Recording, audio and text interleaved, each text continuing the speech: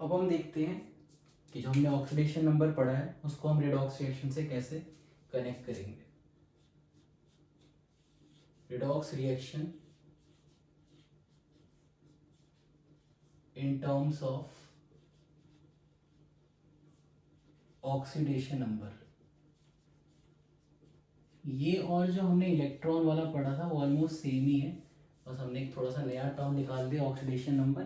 तो इसके हिसाब से देखते हैं और सारा अब हम आगे का चैप्टर ऑक्सीडेशन नंबर के हिसाब से ही देखने वाले। तो देखो, अगर हमारा गेन ऑफ ऑक्सीडेशन नंबर होगा, इफ ऑक्सीडेशन नंबर इंक्रीजेस, इसको हम बोलेंगे ऑक्सीडेशन। अब कहाँ पे इंक्रीजेस? रिएक्टेंट से प्रोडक्ट की तरफ जाते हैं। इफ ऑक्सीडेशन नंबर डिक्रीजेस तो इसको हम बोलेंगे रिडक्शन। मैं इसको एक एग्जांपल से करके दिखाता हूँ ताकि हमारा क्लियर हो जाए बिल्कुल क्या सोच रहे हैं हम लोग।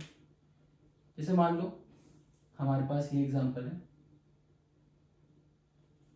ZnO plus carbon give Zn plus CO। इसी को देख लेते हैं फटाफट। तो देखो, जिंक नेचर में जिंक के फॉर्म में ही मिलता है तो इसका ऑक्सीडेशन स्टेट हो गया 0। कार्बन नेचर में कार्बन के फॉर्म में मिलता है तो इसका ऑक्सीडेशन स्टेट भी हो गया 0। अब हमें थोड़ा सा फास्ट करना पड़ेगा। देखो अब यहाँ पे कैसे निकाला जाए, ऑक्सीजन का तो -2 होता है। जब भी हम इसके हेड पे लिखते हैं ऑक्सीडेशन नंबर, भले ही यहाँ पे कितने भी एलिमेंट हो, जैसे मान लो यहाँ पे CO2 होता है तब भी हम -2 लिखेंगे, यानी कि हमेशा एक एलिमेंट का ही लिखना है। अगर इस पर -2 है तो इसका ऐसे निकाल लोगे x -2 = 0, क्योंकि ओवरऑल तो कोई चार्ज था नहीं तो x की वैल्यू अपने आप ही आ जाएगी +2। या ऐसे भी सोच सकते थे, अगर -2 है तो इस पर +2 होना चाहिए ताकि दोनों के दोनों बैलेंस हो जाए। सेम यहाँ पे इस पर -2 हो गया तो इस पर आ गया +2। देखो अगर ये नंबर घट रहा है, घट जाएगा तो इसको बोलेंगे रिडक्शन। अगर ये नंबर बढ़ जाएगा तो इसको हम बोलेंगे ऑक्सीडेशन। तो ये हमने प्रूव कर दिया कि this reaction is a redox reaction on the basis of oxidation number. आगे और देखते हैं। तो एक काम करते हैं, एक नया टॉपिक ही देख लेते हैं और उसके अंदर इसको हम बार बार अप्लाई करने की कोशिश करेंगे। तो हमारा टॉपिक है टाइप्स ऑफ रिएक्शन। और कौन सी रिएक्शन? Redox reaction. तो देखो इसमें पहला हमने 10th क्लास में पढ़ा हुआ है कॉम्बिनेशन रिएक्शन। तो हम बहुत ही सिंपल एग्जांपल से शुरू करेंगे ताकि बिल्कुल अच्छे से आ जाए। ये तो बताने की बिल्कुल भी ज़रूरत नहीं है कि ऑक्सीडेशन कॉम्बिनेशन रिएक्शन क्या होता है। जिस रिएक्शन के अंदर दो चीज़ें कंबाइन होकर एक सिंगल सब्सटेंस बनाते हैं उसको हम बोलते हैं कॉम्बिनेशन रिएक्शन। देखो जैसे बहुत सिंपल सा एग्जांपल है H2 + Cl2 गिव्स HCl। तो देखो हाइड्रोजन नेचर में H2 के फॉर्म में मिलता है, क्लोरीन नेचर में Cl2 के फॉर्म में मिलता है। हाइड्रोजन जब भी नॉन मेटल के साथ आता है +1। बैलेंसिंग फैक्टर कुछ भी इन्फ्लुएंस नहीं करेगा तो इसके बारे में इतना ही सोचना। हेलोजन्स के पास होता है -1 मोस्टली जब भी वो कभी भी हाइड्रोजन या मेटल के साथ जुड़े होते हैं। अब देखो हाइड्रोजन का नंबर हमें दिख रहा है कि बढ़ रहा है तो ऑक्सीडेशन, क्लोरीन का नंबर घट रहा है तो it means it is following reduction. और भी एग्जांपल देखते हैं, जैसे काफ़ी लोग बोलते हैं Mg + O2 गिव MgO।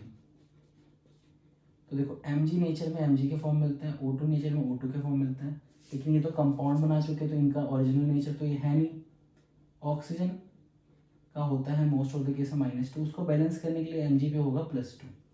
अब ये नंबर क्योंकि बढ़ रहा है तो इसका हो गया ऑक्सीडेशन और ये नंबर घट रहा है यानी कि इसका हो गया रिडक्शन। तो ये है कॉम्बिनेशन रिएक्शन। तो यहाँ से हम एक कंक्लूजन लिखेंगे, all combination reactions are redox reaction. हम सारी की सारी कॉम्बिनेशन रिएक्शन को रेडॉक्स रिएक्शन भी कह सकते हैं। इसके बाद हम आगे बढ़ते हैं अपना अगला टाइप ऑफ रिएक्शन जो हमने 10th क्लास में पढ़ा होगा, दैट इज डिकम्पोजिशन रिएक्शन। और उसको देखते हैं कि क्या डिकम्पोजिशन रिएक्शंस भी रेडॉक्स रिएक्शन होती हैं या नहीं। तो देखो हमें पता है कि डिकम्पोजिशन रिएक्शन के एग्जांपल्स को हम देखते हैं। डिकम्पोजिशन रिएक्शन, देखो इसकी डेफिनेशन तो सबको पता है।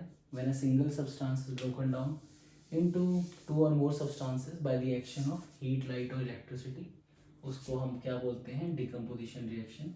अब एग्जांपल्स को देखते हैं। तो देखो एक तो एग्जांपल सभी को याद रहता है, ब्लैक एंड वाइट फोटोग्राफी वाला। AgBr को हम सनलाइट में रख देते हैं तो वो Ag को अलग और Br2 को अलग कर देता है। देखो नेचर में सिल्वर Ag के फॉर्म में मिलता है, Br2 ब्रोमीन Br2 के फॉर्म में मिलता है।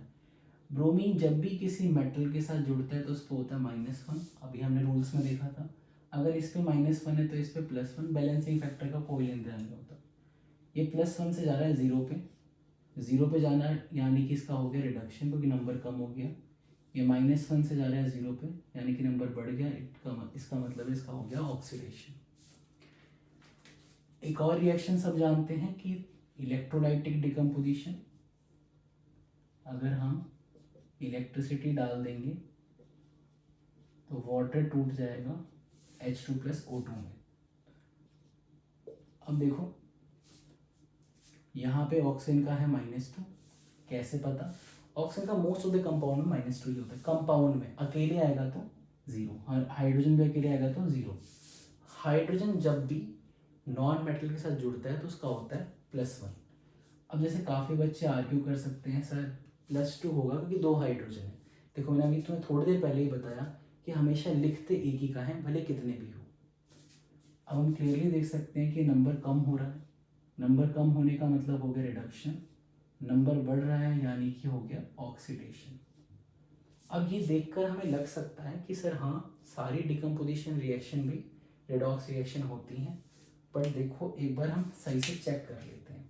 तो एक और हमने डिकम्पोजिशन रिएक्शन देखी है जो कि है कैल्शियम कार्बोनेट को अगर हम हीट कर देते हैं तो कैल्शियम ऑक्साइड और कार्बन डाइऑक्साइड बन जाता है।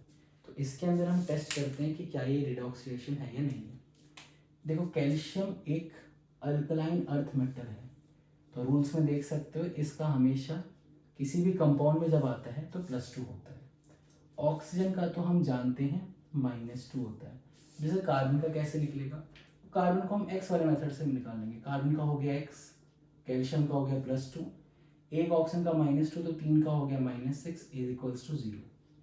तो यहाँ से x की वैल्यू आ जाएगी आपकी +4 और इसको हम लिख देंगे। यहाँ पर भी आप देख सकते हो कि 3 का -6 होता है, 1 का -2 होता है, हमेशा एक ही का लिखा जाता है। ये तो बहुत सिंपल है कि कैल्शियम का होगा +2 क्योंकि वो किसी कंपाउंड में है और ऑक्सीजन का होता है -2। यहाँ पर भी ऑक्सीजन का होगा -2 तो कार्बन का कैसे निकलेगा? x मान लेंगे, एक ऑक्सीजन का -2, 2 का हो गया -4 इज 0। तो यहाँ से x की वैल्यू आ जाएगी +4। अगर हम क्लोजली देखें तो ये कार्बन +4 से +4 में जा रहा है, कैल्शियम +2 से +2 में जा रहा है और ऑक्सीजन -2 से -2 के अंदर ही है, यानी कि it is not a redox reaction क्योंकि किसी भी चीज़ का ऑक्सीडेशन भी नहीं हो रहा और किसी भी चीज़ का रिडक्शन भी नहीं हो रहा। It is not a redox reaction. देखो आगे बढ़ते हैं। इसके बाद है हमारा एक conclusion that all decomposition reactions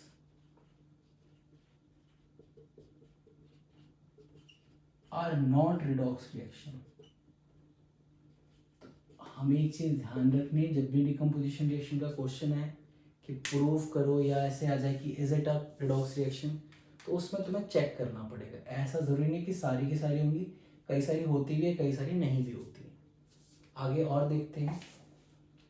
तो नेक्स्ट रिएक्शन है हमारी डिस्प्लेसमेंट रिएक्शन। ये तो वैसे मैं ऑलरेडी बता चुका हूँ पीछे एग्जाम्पल लेके, लेकिन एक और बार देख लेते हैं डिस्प्लेसमेंट रिएक्शन। तो देखो भाई डिस्प्लेसमेंट रिएक्शन सभी को पता है, जब है ना high reactive element displaces a low reactive element from its compound, उसको हम कहते हैं डिस्प्लेसमेंट रिएक्शन। तो हमने एक एग्जांपल ले लिया, तुम लोगों ने 10th क्लास में इसको यूज भी करा होगा। Iron plus copper sulphate give iron sulphate plus copper, colour का चेंज पूछते थे, ब्लू से ग्रीन हो जाता है। Fe नेचर में Fe का फॉर्म मिलता है, कॉपर नेचर में कॉपर का फॉर्म मिलता है, सल्फेट पे होता है -2, इस पे हो गया +2, सल्फेट पे होता है -2, इस पे हो गया +2। अब क्लियरली देख सकते हैं Fe का नंबर बढ़ गया यानी कि ऑक्सीडेशन, कॉपर का नंबर घट गया यानी कि रिडक्शन। इस तरीके से वर्क करता है। तो इसको ज़्यादा नहीं खींचेंगे, ये सिंपल सा है कि ऑल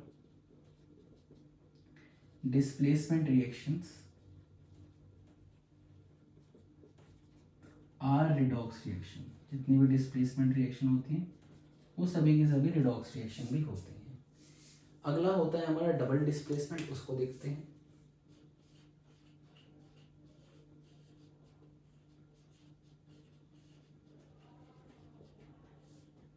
डबल डिस्प्लेसमेंट रिएक्शन, जब आयंस म्यूचुअली एक्सचेंज आते हैं रिएक्टेंट के बीच में, तो उनको हम बोलते हैं डबल डिस्प्लेसमेंट रिएक्शन।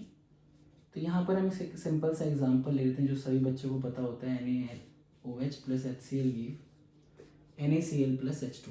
ये भी एक तरीके की डबल डिस्प्लेसमेंट रिएक्शन ही है। इस पे हो गया -1, इस पे हो गया +1। देखो आगे, ऑक्सीजन पे तो होता है -2, हाइड्रोजन पे होता है +1, और सोडियम क्योंकि वो एक अल्कली मेटल है तो उसका कितना होगा +1। इसका हो गया -1 तो इस पे हो गया +1, इसका हो गया -2 तो इस पे हो गया +1। तो देख सकते हो किसी भी चीज़ का नंबर ना ही बढ़ रहा है ना ही घट रहा है, तो ध्यान रखना है कि no double displacement reaction is a redox reaction. कोई भी double displacement reaction redox reaction नहीं होती है। ठीक है, अब एक लास्ट टाइप रह गया, उसको फटाफट देखते हैं, फिर हम अपनी बैलेंसिंग की तरफ बढ़ेंगे।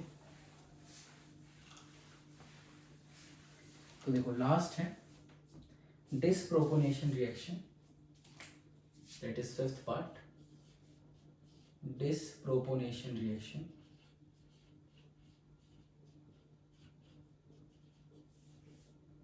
तो डिसप्रोपोनेशन रिएक्शन क्या होता है, ये हमने 10th में नहीं पढ़ा है तो इसकी डेफिनेशन याद रखेंगे। व्हेन सेम एलिमेंट, यानी ना सेम एलिमेंट बोला है, सेम कंपाउंड नहीं, when same element is getting reduced as well as oxidized। जब सेम एलिमेंट का ऑक्सीडेशन भी होगा और रिडक्शन भी होगा तो उसको हम कहते हैं डिसप्रोपोनेशन रिएक्शन। तो इसके अंदर हम देखते हैं एग्जांपल को, जैसे कि Cl2 से Cl- और ClO2- बन गया। Cl2 का तो 0 होता है, इसका -1, क्योंकि मोनो एटॉमिक आयन पे जो भी चार्ज होता है वही उसका ऑक्सीडेशन स्टेट होता है। इधर क्लोरीन का निकाल लेते हैं, तो क्लोरीन का हो गया X, एक ऑक्सीजन का -2, दो का हो गया -4, ओवरऑल में चार्ज है -1, तो इसको पुट करेंगे तो यहाँ से X की वैल्यू क्लियरली दिख रही होगी, +3 आ जाएगी। देखो एक केस में तो क्लोरीन का नंबर कम हो रहा है यानी कि उसका रिडक्शन हो गया, और अगले केस में क्लोरीन का नंबर बढ़ रहा है यानी कि उसका ऑक्सीडेशन हो गया। अब देखो कई बच्चों का ये डाउट होता है कि सर बैलेंसिंग करने सीखनी क्यों है। देखो ये जो बैलेंसिंग है ये चार्ज की बैलेंसिंग है, आयंस की बैलेंसिंग है, और जो तुमने 10th क्लास में बैलेंसिंग करी थी वो सिर्फ एटम्स की बैलेंसिंग की थी तुमने। यहाँ पर जैसे देख सकते हो क्लोरीन है बट यहाँ ऑक्सीजन के लिए तो कोई है ही नहीं रिएक्टेंट में, तो ऐसी रिएक्शंस भी हमारे को बैलेंस करने के लिए आती हैं। तो अभी हम जो डिसप्रोपोनेशन रिएक्शन देख रहे हैं वहाँ पे क्या हो रहा है, सेम क्लोरीन एलिमेंट का रिडक्शन भी हो रहा है और उसी का ऑक्सीडेशन भी हो रहा है। अब हमारा नेक्स्ट टॉपिक होगा नेक्स्ट स्लाइड के अंदर, balancing of redox reaction by oxidation number method.